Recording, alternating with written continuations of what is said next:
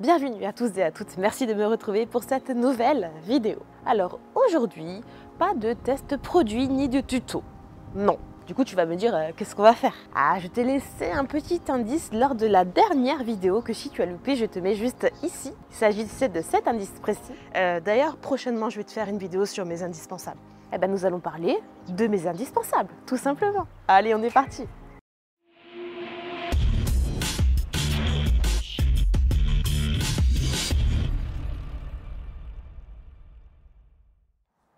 Alors, avant de t'énumérer tous mes indispensables, je vais mettre un gros disclaimer.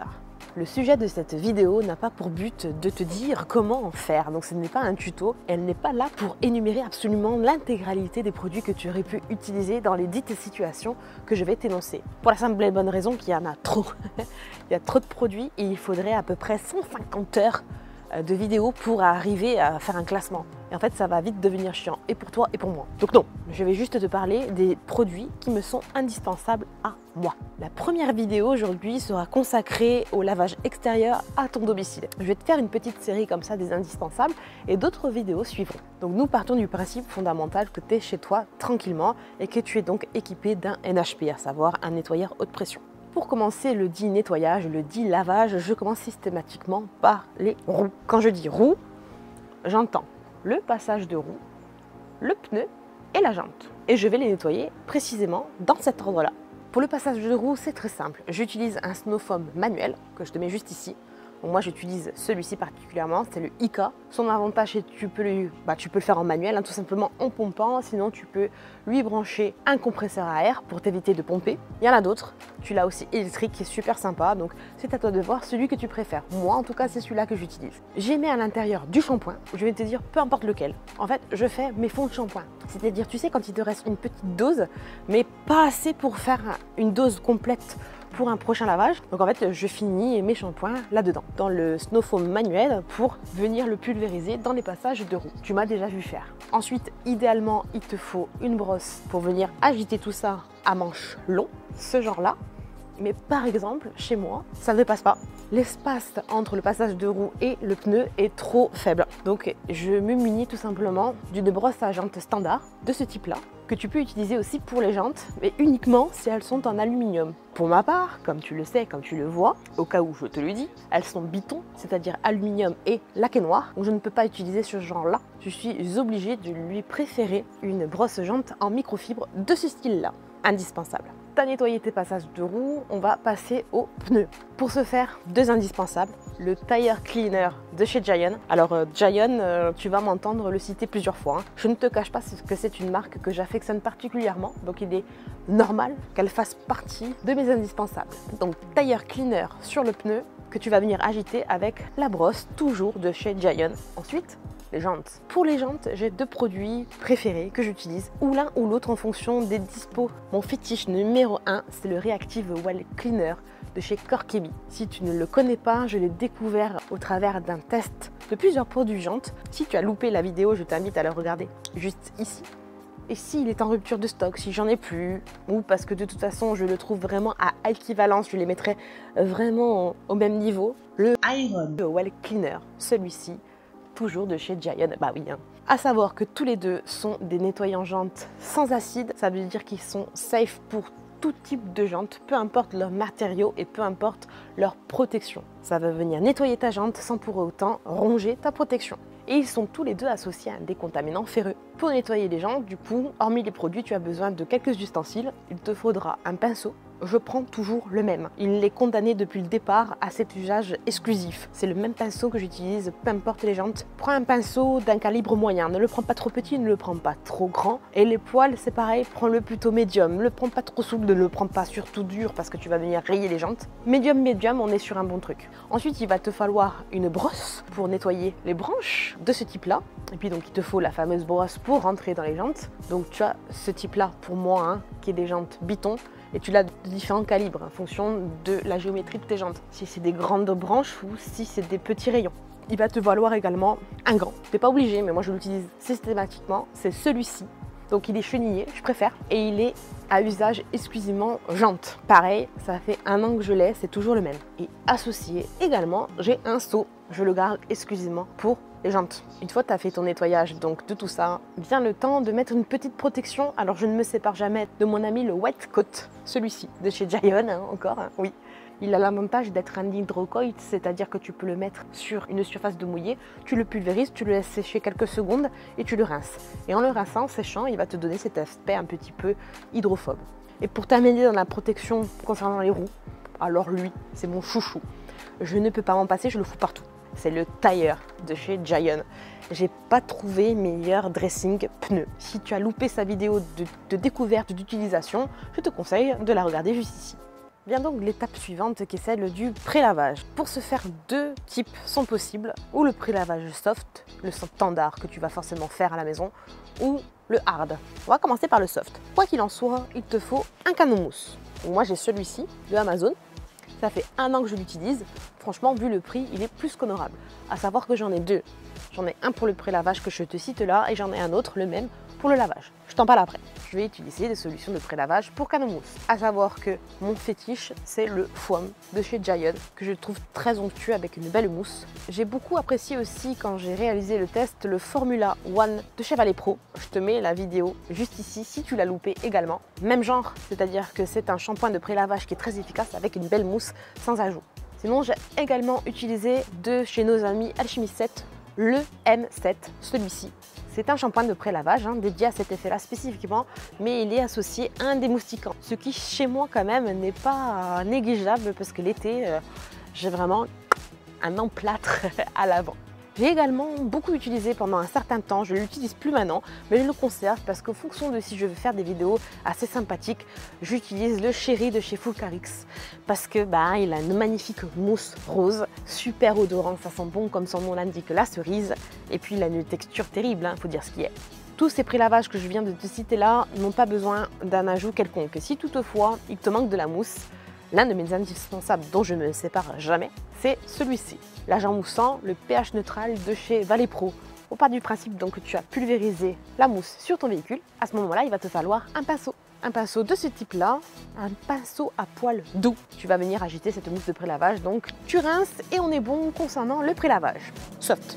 Quand je dois faire un prélavage hard, il n'y a qu'un seul produit que j'utilise pour le moment et c'est de nouveau Alchemy 7 avec le M7 que tu trouveras ici. L'avantage, c'est qu'il mousse très bien sans ajout également et que surtout tu peux l'utiliser pour prélavage et lavage. Même chose, canon mousse, tu pulvérises, coup de pinceau et tu rinces.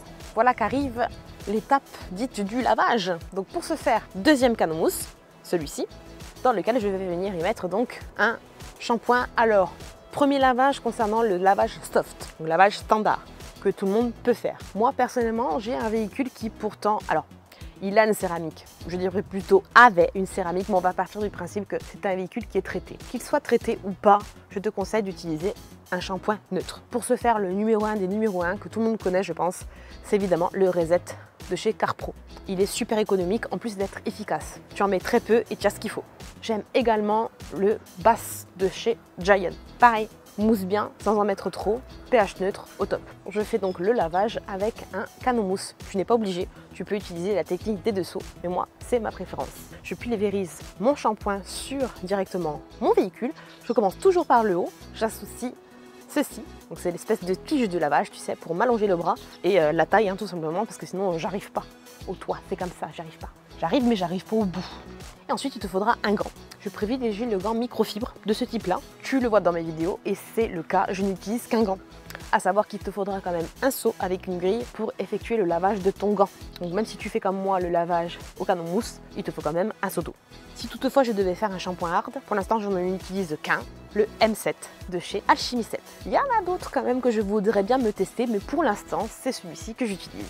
Il y a d'autres shampoings que tu peux réutiliser, que ton véhicule soit traité comme le mien en céramique ou pas d'ailleurs, parce que ça va lui retirer toutes les espèces de taches de calcaire, c'est ce qu'on appelle un shampoing acide. J'aime bien personnellement le Purifica de la Cosmetica. Il est temps bien sûr de rincer ton lavage et moi c'est le moment où j'aime bien lui mettre, alors ou rien du tout, je la rince tout court et ensuite je la sèche. Sinon j'aime bien pour rehausser un peu sa brillance, ou toi si tu n'as pas de céramique, tu n'as pas de traitement, tu vas lui en donner un petit peu, une petite protection, une petite brillance. Toujours le même que j'ai mis sur les jantes, le Wet Coat de chez Giant, donc c'est un hydrocoat et qui est franchement pratique à utiliser. Donc tu le pulvérises. Alors, Tu fais ça de partout, tu peux le mettre sur les vitres, sur la carrosserie, sur les plastiques, sur les jantes. Franchement, c'est un indispensable à avoir. Ensuite, bien sûr, tu as rincé, il vient le temps du séchage. Pour ce faire, mon indispensable premier, qui est un cadeau de mes premiers abonnés que je remercie encore et qui se reconnaîtront, il s'agit du Blow Air Pro, donc du sécheur sans contact. J'associe quand même des microfibres de séchage et pour ce faire, j'en ai deux. J'en ai une comme ça, je préfère ce style-là en fait gaufré. Et j'en ai une autre, c'est celle-ci, ça c'est mon bijou. C'est pareil, hein, comme tu vois, c'est deux gaufrées alvéolées, appelle-les comme tu veux. Et celle-ci, franchement, c'est la G-Technique, je te montre. Je lui ai pas trouvé mieux pour l'instant. Elle est pas très grande, comme tu vois, elle est superbement absorbante. Il y a d'autres produits qui me sont absolument indispensables pour faire un lavage à domicile. Il s'agit de ceci. Je n'ai pas vraiment le nom exact, mais c'est ce que tu mets en fait derrière ton pneu. Donc à l'arrière dans ce sens-là et à l'avant dans ce sens, tout simplement pour venir faire. En fait, tu vois, ça tourne. Je sais pas si tu vois. Bref, ça permet au flexible de ton NHP de ne pas venir se coincer sous tes roues parce que c'est systématique. Donc tu le mets bien et ça, franchement, je ne pourrais plus faire un lavage sans. Il y a d'autres produits que j'utilise quasi systématiquement, mais je ne te les ai pas cités ici, mais je vais te les donner quand même. Donc je t'ai parlé dans un premier temps de l'agent moussant, donc le pH neutral de chez Valépro. Je viens aussi utiliser systématiquement de l'IPA, donc de l'alcool isopropylique. J'en ai deux, je tourne sur deux, je les aime bien. Le premier c'est le Paddock de chez Fictech. Il est très compétitif, très bien positionné. J'aime également le PrEP de chez Giant. J'utilise également un dégoudronnant, un que j'ai particulièrement apprécié et que j'ai pourtant découvert il n'y a pas longtemps. C'est celui-ci de la marque 4SW qui franchement est pas cher et est terriblement efficace, donc top. D'autres produits de cette marque-là d'ailleurs arrivent très vite sur la chaîne. Et sinon, un que j'adore spécifiquement, c'est le Tar de chez Giant. Et bah oui, hein, parce qu'il est super efficace et qu'en plus il sent superbement bon le pamplemousse. J'utilise également un décontaminant ferreux. Alors le premier produit que je vais utiliser pendant un moment et j'ai encore un bidon plein, c'est le Dragon Brush de chez Valépro. Je l'aimais bien celui-ci, mais depuis peu je lui ai trouvé également un qui marche fort, c'est le Ironazer de chez Fictech et le Iron de chez Giant. Franchement, il y a des choses comme ça, ce sont des indispensables dans leur utilité. Bah après, à proprement parler, est-ce qu'il y a une marque mieux qu'une autre? À voir. Faudrait tous les tester en fait pour savoir. Cette première vidéo sur mes indispensables est maintenant terminée. Je te remercie de l'avoir suivie.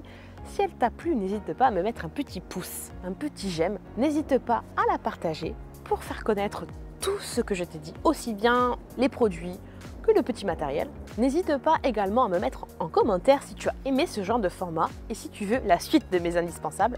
Et puis bien sûr, si ce n'est pas déjà fait, abonne-toi s'il te plaît. Abonne-toi pour avoir les suites et puis toutes les autres vidéos qui vont suivre avec de nouveaux tests produits, de nouveaux tutos, de nouvelles marques qui vont arriver sur la chaîne, de nouveaux partenariats, de nouveaux codes promo, enfin bon, abonne-toi. Abonnez-vous à la chaîne, abonnez-vous sur Instagram, abonnez-vous sur TikTok, venez nous rejoindre sur Discord et viens faire un tour sur ma page Tipeee. Je te donne rendez-vous la semaine prochaine à la même heure. D'ici là, porte-toi bien, fais attention à toi et à ton entourage. Je te fais de gros bisous.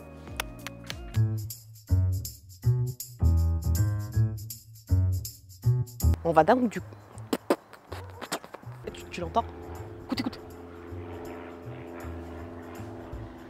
Attends, j'attends que le portail se ferme. Le retour du voisin et de son portail qui fait du bruit. On va attendre qu'il se gare. Après c'est ma préférence à moi. Ça ferait une bonne chanson ça. Hein.